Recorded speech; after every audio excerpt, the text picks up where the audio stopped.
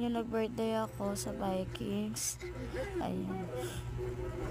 Dahil walk-in kami, naghintay-hintay muna kami dito. Ayan, titingnan namin kung tatawagin na po kami. Pero nakapagpalista na kami doon. Then, ito yung mga rate nila. Ayan, ngayon nagbago na eh. Nasa 1-2 na yata yung yung Sabado-Linggo. Ayan. Kapag birthday ka, magsama ka lang ng 1 full payment at libre ka na. Tapos yung anak ko, libre na din, 2 years old. Bali, yung si daddy lang yung may bayad. Ayan, pumasok na kami dyan. Ayan, lahat yan unlimited. Magmula sa dessert, main course, mga pizza, lahat unlimited dyan.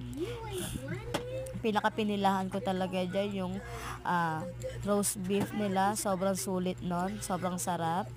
Tapos, ayan, hindi na ako nagkanin.